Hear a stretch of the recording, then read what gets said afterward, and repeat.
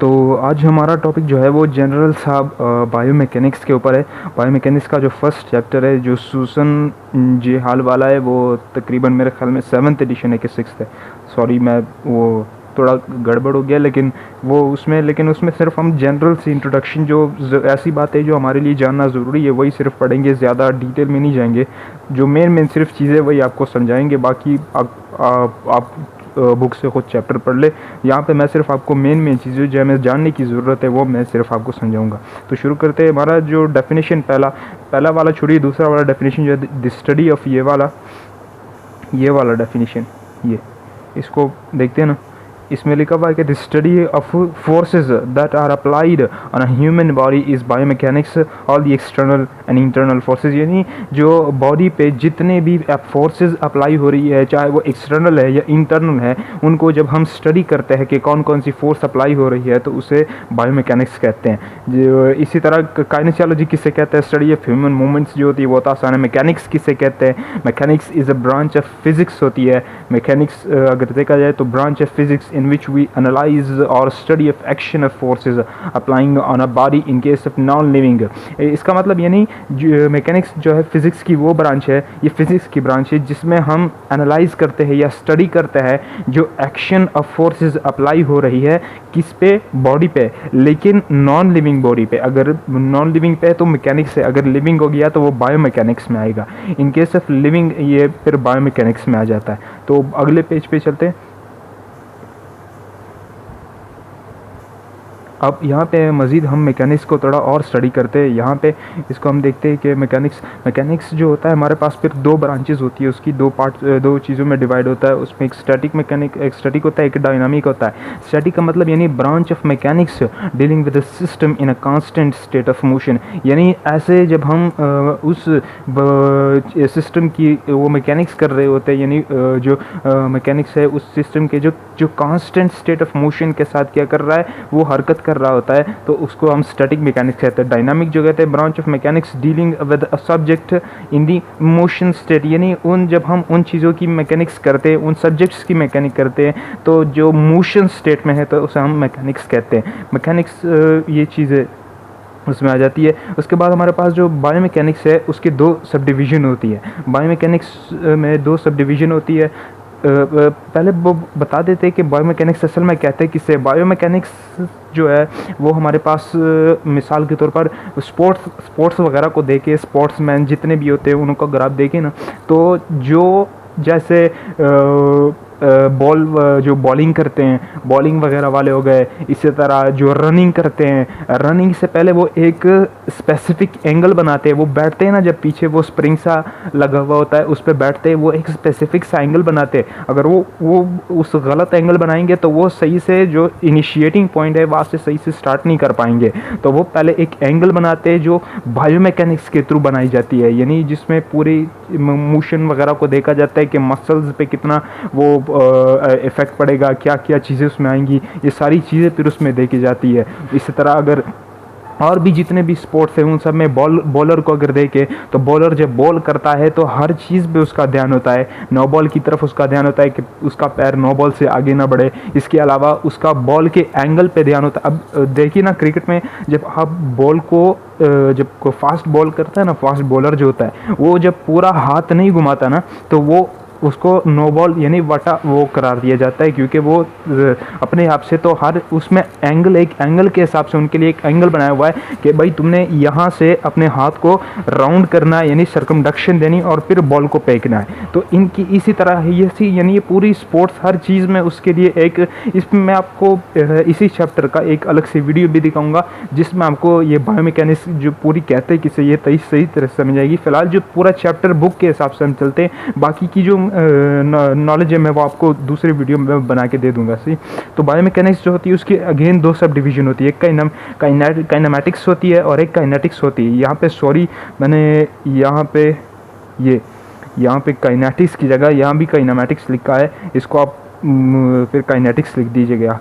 Kinematics की कहते हैं study of description of motion to study the direction of throwing and its, मतलब मिसाल के तौर पर एक शख्स है, वो बॉल कर रहा है, वो बॉल फेंक रहा है, तो वो बॉल कहाँ से फेंक रहा है, किस डायरेक्शन में फेंक रहा है, कितनी स्पीड के साथ फेंक रहा है, इन सब को जब हम यानी पूरी मोशन जो हो रही है उसकी पूरी डिस्क्रिप्शन को जब हम स्टडी करते हैं तो उसे काइनेमैटिक्स कहते हैं। काइनेमैटिक्स किसे कहते हैं, यानी means full description of motion. यहाँ पे नीचे लिखा हुआ है ना, ये चीज़ यहाँ पे लिखी हुई है ना, means full description of motion, यानी जब हम किसी चीज़ की मुकम्मल डिस्क्रिप्शन करते हैं, यानी जो मोशन हम कर रहे हैं, जो मूवमेंट हम कर रहे हैं, कोई भी एक्टिविटी हम कर रहे हैं, उसकी जब फुल डिस्क्रिप्शन में हम उसको क्या करते हैं, स्टडी करते हैं, उसकी एनालाइज करते हैं, तो उसे हम काइनेमैटिक्स कहते हैं। काइनेटिक्स किसे कहते हैं, study of action of forces, the study of force applied during throwing a ball is kinetics. यानी जब हम उन फोर्सेस के बारे में पढ़ रहे होते हैं जो कि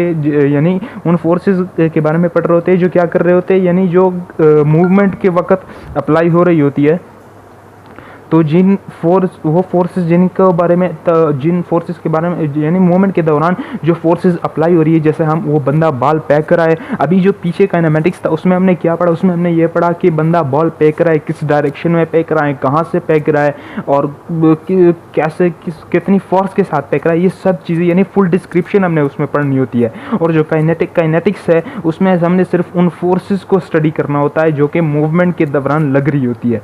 तो आगे नेक्स्ट पेज पे चलते हैं।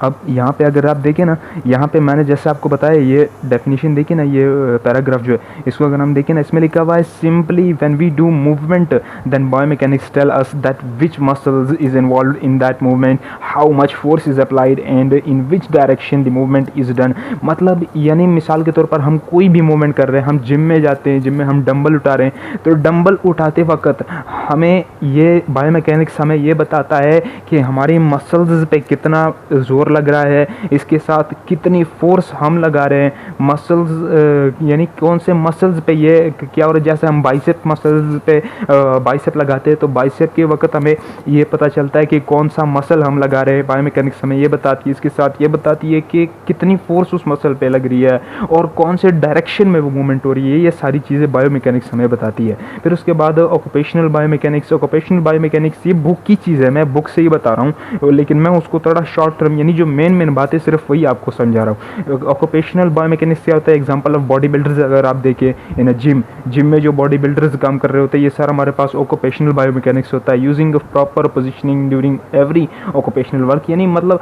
हम बायोमैकेनिक्स हमें ये बताता है कि हमने किसी भी ऑक्यूपेशनल वर्क के दौरान यानी एक प्रॉपर पोजीशनिंग के थ्रू काम करना होता है। यानी अगर हम गलत यानी बायोमैकेनिक्स ना होता तो हमें पता नहीं चलता कि ऑक्यूपेशनल काम करने यानी काम करते वक्त कोई भी ऑफिस वर्क करके वक्त हमने कैसे बैठना है, किस तरीके कितनी देर के लिए बैठना है, और फिर उसके बाद कितनी देर के बाद हमने अपने मसल को स्ट्रेच करना है ताकि हमारा मसल्स जो वो थोड़ी रिलैक्स फील करे। ये सारी चीज़ें हमें बायोमैकेनिक्स ही बताता है।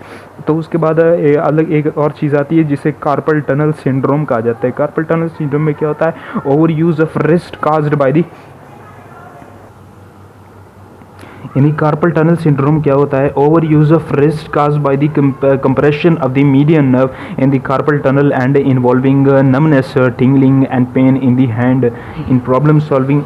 इसके यानी क्या होता है हमारे पास कि कार्पल टनल सिंड्रोम में होता क्या है कि जब हम रिस्ट अपना हमारा जो रिस्ट जॉइंट है ना उसको हम ज़्यादा इस्तेमाल करते हैं तो उसमें एक कार्पल टनल होता है। कार्पल टनल आपने एनाटमी में पढ़ा होगा, एनाटमी में पढ़ाते वो अपर लिम्ब में carpal tunnel syndrome carpal tunnel होता है। तो कार्पल टनल में एक नर्व पास की हुई थी जिसे मीडियन नर्व कहा जाता है।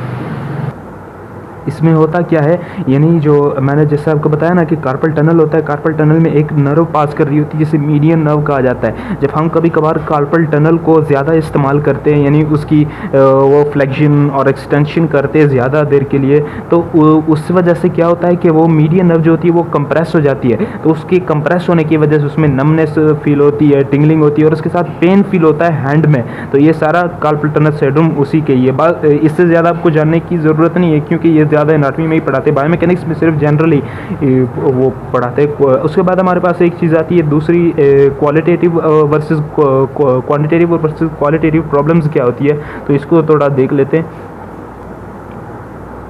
यहाँ पे अगर हम देखें तो क्वालिटेटिव वर्सेस क्वांटिटेटिव के बीच में थोड़ा डिफरेंस देख लेते हैं तो कि ये होती क्या है। तो क्वालिटेटिव पहले हम क्वांटिटेटिव को देख लेते हैं कि ये क्वांटिटेटिव है। सॉरी, मैं ये मेरा गंद लिखा हुआ है, मैंने इसको थोड़ा आप सही कीजिएगा। ये क्वांटिटेटिव लिखा हुआ है, क्वालिटेटिव नहीं है, क्वांटिटेटिव।